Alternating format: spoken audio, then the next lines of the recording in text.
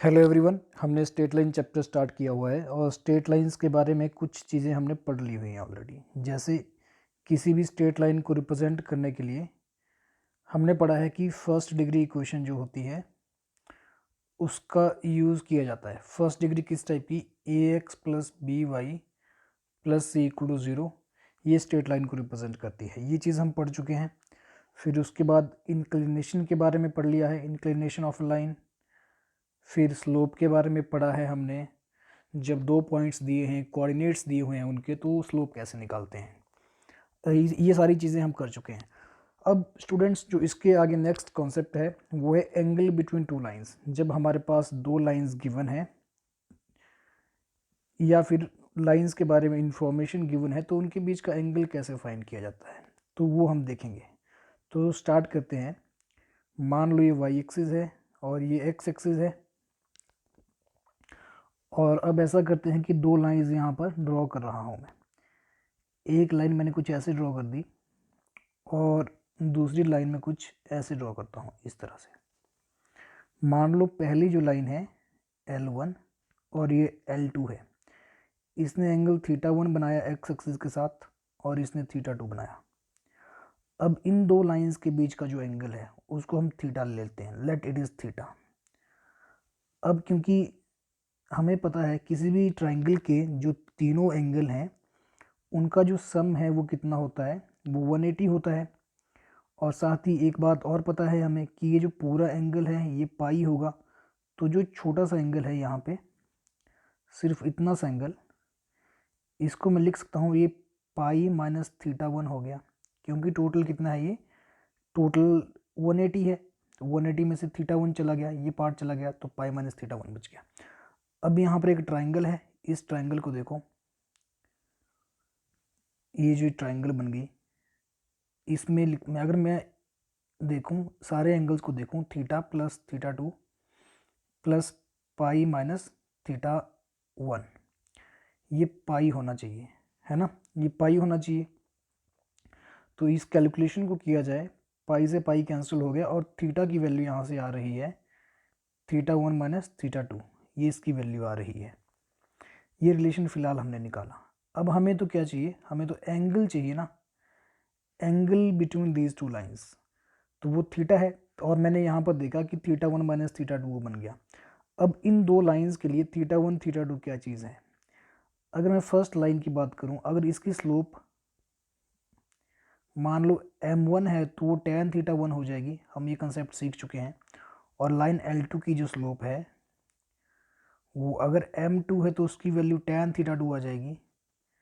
तो स्टूडेंट्स, अब ये जो इन्फॉर्मेशन यहाँ पर लिखी हुई है m1 m2 एंड थीटा, इन तीनों को यूज़ करके easily angle between these two lines हम डिराइव कर सकते हैं। थोड़ी सी ट्रिग्नोमेट्री लगेगी। अगर tan थीटा की वैल्यू देखूँ मैं यहाँ पर कितनी आती है, तो tan ऑफ θ1 माइनस θ2 आ जाएगी। इट इज़ फॉर्मूला लग जाएगा a माइनस बी का, tan θ1 minus tan θ2 divided by 1 plus tan θ1 and tan θ2। तो ये निकल के आ गया tan थीटा। अब हमारे पास tan θ1 की वैल्यू है जो कि m1 है, tan θ2 भी है जो कि m2 है। तो यहाँ पर वैल्यूज़ भरी जा सकती है और tan थीटा की वैल्यू निकल के आएगी m1 minus m2 divided by 1 plus m1 m2। और हम बोल सकते हैं कि अगर थीटा कोई ऐसा एंगल है जो दो लाइंस के बीच में बनता है तो उसकी वैल्यू होती है tan inverse of m1 minus m2 divided by 1 plus m1 m2। ये हमने निकाला। स्टूडेंट्स, अब यहाँ पर दो बातें और बनती हैं, क्योंकि क्वेश्चंस में कई बार अक्यूट एंगल बोला होता है, एंगल दो लाइंस के बीच में, कई बार ऑब्ट्यूस बोला होता है, तो उसके हिसाब से फिर हमें इस फॉर्मूला को यूज़ करना है। वो देखते हैं कैसे होता है। आप यहाँ पर देखिए, मान लो ये दो लाइंस हैं, इनके बीच में एंगल थीटा है, m1 m2 इनकी स्लोप्स है। तो ये जो दूसरा एंगल है ना, ये भी तो पाई माइनस थीटा ही है, ये पाई माइनस थीटा आ जाएगा। और यहाँ पर जिस तरह से मैंने लाइंस ड्रॉ की हैं, तो आप देख रहे हैं कि जो थीटा है, दिस एंगल, ये यहाँ पर कैसा है, ये अक्यूट एंगल है, 90 से छोटा दिख रहा है ना डायग्राम के हिसाब से, तो अक्यूट एंगल है। तो फिर tan थीटा की जो वैल्यू है, मान लो कि एंगल कैसा है, अक्यूट एंगल चाहिए मुझे, जैसे कि यहाँ पर है, तो उस केस में जो थीटा है वो लेस देन 90 होगा। तो जो tan थीटा की वैल्यू है ना, ये पॉजिटिव आनी चाहिए। तो पॉजिटिव करने के लिए हम क्या करते हैं, मॉडुलस का यूज़ कर सकते हैं ना। तो मतलब tan थीटा की वैल्यू, ये जो यहाँ पर लिखा है ना एक्सप्रेशन, इसका मेरे को ये मुझे पॉजिटिव करके लाना है। अगर नेगेटिव भी आ रहा है तो उसको पॉजिटिव करके मॉडुलस ले लो, क्योंकि जो इसका वो सिर्फ मैग्नीट्यूड चाहिए ना। अगर क्योंकि ये नेगेटिव है तो नेगेटिव जो मेरे पास वैल्यू देगा वो पाई माइनस थीटा की वैल्यू देगा, जो नेगेटिव पार्ट होगा इसका। क्योंकि उस केस में tan pi minus theta minus tan theta हो जाएगा, नेगेटिव वैल्यू आएगी। तो यहाँ पर tan थीटा आना चाहिए mod of m1 minus m2 divided by 1 plus m1 m2, ये tan थीटा आ जाएगा। और वैसे ही अगर ऑब्ट्यूज एंगल चाहिए तो उसको नेगेटिव हम कर सकते हैं, जो कि काफ़ी इजी है। तो स्टूडेंट्स यहाँ पर कुछ ऑब्जर्वेशंस पहले देख लेते हैं। ऑब्जर्वेशंस क्या हो सकती हैं, क्योंकि tan थीटा की वैल्यू आती है m1 minus m2 divided by 1 plus m1 m2, इतना आता है, इसका मॉड होता है। अब यहाँ पर अगर मान लो जो लाइंस हैं वो पैरेलल आ गई मान लो, या फिर परपेंडिकुलर होगी, तो हम क्या करेंगे, तो उस केस में क्या रिलेशन रहेगा। स्लोप का रिलेशन वैसे पैरेलल लाइंस के लिए हम पिछला लेक्चर है, फर्स्ट लेक्चर इसका चैप्टर का, उसमें हम देख भी चुके हैं। तो यहाँ पे हम इस tan थीटा के फॉर्मूले से डिराइव करेंगे। अगर लाइंस पैरेलल हो तो थीटा ज़ीरो होता है, थीटा के ज़ीरो होने से tan थीटा भी ज़ीरो हो जाएगा। और tan थीटा ज़ीरो तब होगा जब m1 माइनस m2 ज़ीरो हो जाए, या फिर m1 की वैल्यू m2 के बराबर आ जाए। मतलब स्लोप्स अगर इक्वल हैं तो लाइंस पैरेलल हैं, जो कि ऑब्वियस सी बात है, हमें ये पता भी है। परपेंडिकुलर के लिए देखिए, थीटा 90 डिग्री हो जाएगा, तो इस केस में tan थीटा जो है वो इनफाइनाइट आएगा। अब कोई क्वांटिटी इनफाइनाइट कब होगी, अगर उसके डिनोमिनेटर का जो पार्ट है ना, ये वाला पार्ट, ये ज़ीरो हो जाए, तभी वो इनफाइनाइट हो सकती है। मतलब 1 प्लस m1 m2 ये ज़ीरो आ जाए, और यहाँ से m1 m2 की वैल्यू -1 आनी चाहिए। तो इस केस में लाइंस परपेंडिकुलर हो जाएंगी। तो हमने यहाँ पर दो इंपॉर्टेंट कंडीशंस डिराइव कर ली हैं, एक है पैरेलल के लिए, दूसरी है परपेंडिकुलर के लिए। अब हम कुछ थोड़े से क्वेश्चंस कर लेते हैं, जो कंसेप्ट सीखा उसको थोड़ा सा और बेटर करने के लिए क्वेश्चंस कर लेते हैं। जैसे स्टूडेंट्स, आप फर्स्ट क्वेश्चन यहाँ पर पढ़िए, find the angle between the lines joining the points. तो यहाँ पर टोटल 4 पॉइंट्स हैं और इनको ज्वाइन करके 2 लाइंस बनेगी, तो उनके बीच का मेरे को क्या एंगल चाहिए। तो मान लो ये पहली लाइन है जो कि 0 0 एंड 2 3 को ज्वाइन करने से बनती है, और जो दूसरी लाइन है ये मान लो 2 -2 एंड 3 5 को ज्वाइन करने से बनती है। स्टूडेंट्स, यहाँ पर एक इम्पॉर्टेंट बात है, जिस तरह से मैंने डायग्राम बनाया ये बिल्कुल एग्जैक्ट डायग्राम हो सकता है या फिर एग्जैक्ट नहीं भी हो सकता। ये मैटर नहीं करेगा कि इन दो लाइंस ने ऐसे ही एक दूसरे को कट करना है, हो सकता है कि ये बाद में एक दूसरे को इंटरसेक्ट करें प्रोड्यूस करने के बाद, लेकिन उससे हमारे जो क्वेश्चन का रिजल्ट है वो अफेक्ट नहीं होगा, क्योंकि जो एंगल है वो सिर्फ उनकी स्लोप्स के ऊपर डिपेंड करता है। m1 m2 मैं निकालूंगा यहाँ से, और उसके बाद फिर tan थीटा की वैल्यू जो कि होती है mod of m1 minus m2 divided by 1 plus m1 m2, इसका मैं यूज़ कर सकता हूँ। तो सबसे पहले m1 निकाल लो, जो कि पिछली क्लास में सीखा हुआ कैसे निकलता है, 5 minus 2 y2 minus y1 divided by x2 minus x1 आएगा, x2 है 3 x1 है 2, तो ये हो जाएगा 5 × 2 7, 7 डिवाइडेड बाय 1 7 आ गया। m2 निकाल लो, तो ये निकालना काफ़ी आसान है, क्योंकि एक जो पॉइंट है वो ओरिजिन ही है, 0 0 है, 3 - 0 डिवाइडेड बाय 2 - 0 इट इज़ 3/2। अब tan थीटा निकाल देते हैं, वैल्यूज भर देते हैं, 7 - 3/2 1 + 7 × 3/2, तो स्टूडेंट्स जब यहाँ से आप सॉल्व करेंगे तो थीटा की वैल्यू आ जाएगी 7, 14 माइनस 3 11 और यहाँ पे 21 और 2 23, तो ये आ गया 11 tan inverse of 11 divided by 23। तो ये हमारा फर्स्ट क्वेश्चन का आंसर है।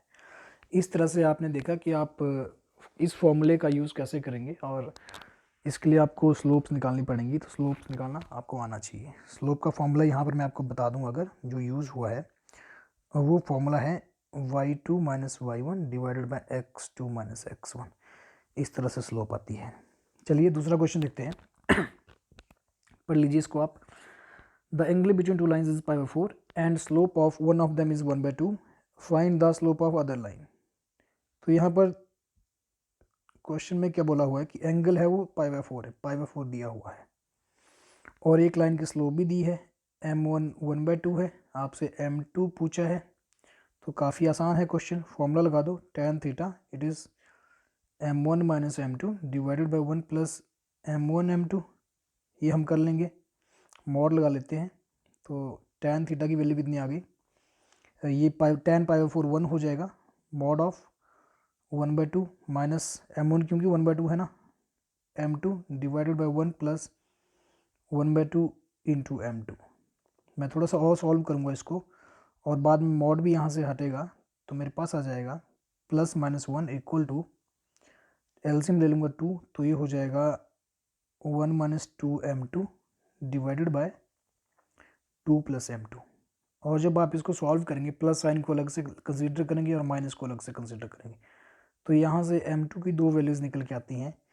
एक वैल्यू आ जाएगी 2 प्लस m2 हो जाएगा 1 माइनस 2m2, तो ये बन गया 1 इक्वल टू 4m2, तो 3m2। तो यहाँ से m2 की एक वैल्यू आ गई 3, और दूसरी वैल्यू -1 के साथ आप करेंगे तो -2 minus m2 plus m2, and ये हो जाएगा दूसरी वैल्यू -1/3 आ जाएगी, क्योंकि डिनोमिनेटर में तो 3 ही रहेगा।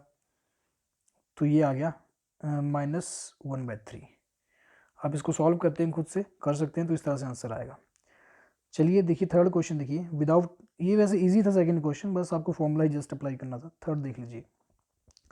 Without using Pythagoras theorem show that the points, 3 points दिए हैं यहाँ पर ए बी और C, are the vertices of right angle triangle. तो चलिए यहाँ पे सिंपल सी बात बोली गई है कि हमारे पास अगर 3 वर्टिसेस हैं, अभी पता नहीं कि वो राइट एंगल मतलब किस तरह से बन रहा है, तो ट्राइंगल एग्जैक्टली ड्रॉ करना सही नहीं रहेगा। ऐसे ले लेते हैं कि ए की वैल्यू कितनी है -1 3 एंड बी इट इज़ 0 5। हमें शो करना है कि राइट एंगल की वर्टिसेस है। तो राइट एंगल की वर्टिसेस शो करने के लिए हमने देखा कि राइट एंगल में क्या होता है, राइट एंगल ट्राइंगल में 90 डिग्री का जो एंगल है वो बनता है। तो 90 डिग्री की कंडीशन पढ़ रखी है, m1 m2 की वैल्यू अगर -1 आ जाए तो ये वर्टिसेस बन जाएंगे राइट एंगल ट्राइंगल के। तो यहाँ पर ऐसा करते हैं कि हम स्लोप्स निकाल लेते हैं लाइंस की, तीनों की निकाल लेते हैं, ए बी की भी, बी सी की भी, सी ए की भी। अगर किसी भी दो का प्रोडक्ट -1 आ गया तो ये क्या हो जाएगा, एम ए बी निकाल लो तो राइट एंगल ट्राइंगल बन जाएगी। ए बी की स्लोप 5 - 3 2 डिवाइडेड बाय 0 - 1, तो ये 2 ही आ गया। एम बी सी निकाल लो, 5 - 1 4, 4 डिवाइडेड बाई -3, तो -4/3 हो गया ये। एम सी ए निकाल लो, सी और ए को यूज़ करना, मैं इस तरह से कर रहा हूँ, तो 3 - 1 2 एंड -1 - 3 - 4, तो ये हो जाएगा -1/2। तो यहाँ पर आप इजीली ऑब्जर्व कर सकते हैं कि अगर मैं एम ए बी और स्लोप ऑफ सी ए को क्या करूँ, मल्टीप्लाई करूँ, तो मेरे पास ये -1 आता है। तो इसका मतलब क्या हो रहा है कि जो ए बी है वो परपेंडिकुलर है सी ए के। तो मतलब जो वर्टेक्स ए है वो राइट एंगल है, इस तरह से ए बी सी, ये इसका मतलब हो। तो इस तरह से आप इसको प्रूव कर सकते थे। स्टूडेंट्स अगला क्वेश्चन देख लीजिए। A line passes through points A B, 2 points दिए हुए हैं और आपको वो लाइंस निकालनी है जो ए बी के पैरेलल है या फिर परपेंडिकुलर है ए बी के। तो काफ़ी आसान है ये क्वेश्चन। इसमें आप सबसे पहले तो ए बी की स्लोप निकाल लो। ए है आपके पास 2, -3, बी है 6, 3। अब ए बी की स्लोप्स निकालने के लिए क्या करूँगा मैं, slope of A B it is 3 - -3 divided by 6 - 2 and it is 6/4 और ये 3/2 हो गया। अब फर्स्ट कंसिडर करिए पैरेलल, तो पैरेलल के लिए आंसर 3/2 ही हो जाएगा डायरेक्टली, क्योंकि स्लोप्स इक्वल होती हैं। और परपेंडिकुलर के लिए -1 करना है तो -2/3 आएगा। इस तरह से ये इस तरह क्वेश्चन आपसे कभी पूछा नहीं जाता, लेकिन आपको स्टिल निकालने आनी चाहिए वैल्यूज़ कि कैसे निकालेंगे, परपेंडिकुलर लाइन की स्लोप कैसे निकालते हैं, पैरेलल की कैसे निकालते हैं। फिर आगे जब आप परपेंडिकुलर लाइंस लिखेंगे किसी गिवन लाइन की तो वहाँ पे ये चीज़ें यूज़ होंगी। तो किया मैंने कैसे, पैरेलल में तो सेम वही आ जाएगा। और परपेंडिकुलर के लिए मान लो स्लोप m है, तो उसको आप अगर ए बी से मल्टीप्लाई करेंगे तो -1 आना चाहिए ना, तो यहाँ पर वैल्यूज़ भर के 3/2, ये -1 था तो m की वैल्यू यहाँ पर -2/3 आई थी। इस तरह से ये आप कर सकते हैं प्रोसेस फॉलो। अब स्टूडेंट्स आखिरी क्वेश्चन है इस लेक्चर का, एंगल बिटवीन टू लाइंस। ये फिर टॉपिक की भी कंप्लीट हो जाएगा, और उसका जो अगला लेक्चर आएगा इस सीरीज़ में तो उसमें हम स्ट्रेट लाइंस के इक्वेशन लिखना सीखेंगे। तो इस क्वेश्चन को पढ़ लीजिए, क्या बोला है, show that the triangle which has one of the angles as 60 degree can not have all the vertices with integral coordinates. मतलब ये हुआ इसका कि अगर कोई ट्राइंगल जिसमें कोई एक एंगल 60 डिग्री है, उसके जो वर्टेक्स है ना x1 y1 and x2 y2 x3 y3 ये हम ले लेते हैं, तो इन वर्टिसेस का जो ये कोऑर्डिनेट्स हैं ये सारे के सारे इंटीग्रल नहीं हो सकते, सभी नहीं हो सकते, किसी एक को नॉन इंटीग्रल होना पड़ेगा, ये यहाँ पर बोला हुआ है। तो देखिए इस क्वेश्चन को कैसे करना है। मान हमें पता है कि ये जो एंगल ए है 60 डिग्री है, तो यहाँ पर लेट स्लोप ऑफ ए सी, इसको m1 लिख लेते हैं, और जो स्लोप ऑफ ए बी है इसको m2 लिख लेते हैं। मैं इन स्लोप्स को क्यों लिख रहा हूँ, क्योंकि एंगल दिया ना 60 डिग्री, तो मतलब एंगल बिटवीन टू लाइंस का कंसेप्ट यूज़ किया जा सकता है, तो उसके लिए m1 m2 क्या कर सकते हैं हम का यूज़ कर सकते हैं, तो मैंने लिख लिया। और m1 कितना आ जाएगा ये AC की स्लोप है, तो it will be y3 - y1 and x3 - x1। और m2 की वैल्यू कितनी आएगी, it is y2 - y1 and x2 - x1। तो ये वैल्यूज़ मैंने कुछ लिख ली यहाँ पे, m1 एंड m2 की वैल्यूज़। अब यहाँ पर ये जो एंगल है ना tan थीटा जो 60 डिग्री दिया है, इसको देने का मतलब क्या है इस क्वेश्चन में, मतलब आपको ने tan थीटा का फॉर्मूला यूज़ करना है जो कि 60 डिग्री है। It will be m1 - m2 divided by 1 plus m1 m2। आपको पता है जब थीटा की वैल्यू 60 डिग्री हो तो tan थीटा कितना हो जाएगा, √3 हो जाएगा, and it is mod of m1 - m2 divided by 1 plus m1 m2। Students एक बात ध्यान देना, अगर ए बी सी ये जो तीनों वर्टेक्स है ना, इनके जो कोऑर्डिनेट्स हैं ये सारे के सारे इंटीग्रल हों, अगर इंटीग्रल कोऑर्डिनेट्स हैं, इंटीग्रल कोऑर्डिनेट्स का मतलब है कि इंटीजर है, इंटीजर वैल्यूज हैं, जैसे ए की वैल्यू 1,5 आ गई, 2 इंटीजर है, मतलब इनके कोऑर्डिनेट्स सारे के सारे। तो जो m1 और m2 हैं, अगर इसका मतलब x1 y1 x2 y2 and x3 y3 ये सारे के सारे क्या हैं, ये इंटीजर्स हैं। अगर तो इनका जो डिफरेंस है, सम है, वो भी इंटीजर आएगा, और दो इंटीजर का जो रेशो है, मतलब जो स्लोप्स हैं, वो क्या आएगा, वो एक रैशनल नंबर होगा जिसको p/q की फॉर्म में लिख सकता हूँ मैं। तो मतलब ये हुआ कि जो m1 m2 है ना, m1 m2 जो कि y3 - y1 divided by x3 - x1 दो इंटीजर्स का रेशो है, तो वो क्या आएंगे, m1 m2 वो आ जाएंगे, that will be rational numbers, वो रैशनल्स होंगे। और अगर वो रैशनल है तो उनका जो रेशो है, डिफरेंस का रेशो इस तरह से m1 - m2 divided by 1 plus m1 m2 वो भी एक रैशनल नंबर हुआ, मतलब m1 - m2 divided by 1 plus m1 m2 वो भी रैशनल होगा। समझ रहे हैं ना आप, रैशनल का मतलब कि p/q की फॉर्म में लिखा जा सके, p/q रेशो की फॉर्म में आए। लेकिन ये जो √3 आ गया ना यहाँ पर, tan थीटा जो लेफ्ट साइड आया है इस एक्सप्रेशन के, ये कैसा, ये इरेशनल है, it is not a rational number. इसको p/q फॉर्म में नहीं लिखा जा सकता, p/q नहीं बनेगा किसी भी केस में। तो लेफ़्ट साइड में एक ऐसा नंबर है जो p बाई क्यू की फॉर्म में नहीं लिखा जा सकता, और राइट साइड एक ऐसा नंबर है जो p बाई क्यू की फॉर्म में लिखा जा सकता है, रैशनल है वो। तो मतलब ये इक्वेशन गलत है जो हमने बनाई, जो हमने गिवन डाटा से बनाई कि एक एंगल 60 डिग्री है और सारे के सारे जो कोऑर्डिनेट्स हैं वो इंटीग्रल कोऑर्डिनेट्स हैं। इस डाटा को यूज़ करके हमने इक्वेशन बनाई, तो ये इक्वेशन गलत बनी है। तो इसका मतलब ये हुआ कि जो गिवन इन्फॉर्मेशन है वो रॉन्ग है। तो हमने यही तो शो करना है, show that the triangle which has one of the angles as 60 degree can not have all the vertices with integral coordinates, मतलब नहीं होगा। तो इस तरह से स्टूडेंट्स आप एंगल बिटवीन टू लाइंस का यूज़ कर सकते हैं कई सारी चीज़ें चेक करने के लिए, फाइंड करने के लिए। और ये आज का लेक्चर यहीं पे फिनिश होता है। अगर आपको ये लेक्चर अच्छा लगा है तो आप इसको लाइक शेयर कीजिए अपने फ्रेंड्स के साथ, और अगर कोई डाउट है, कुछ आप पूछना चाहते हैं तो आप कमेंट कर सकते हैं।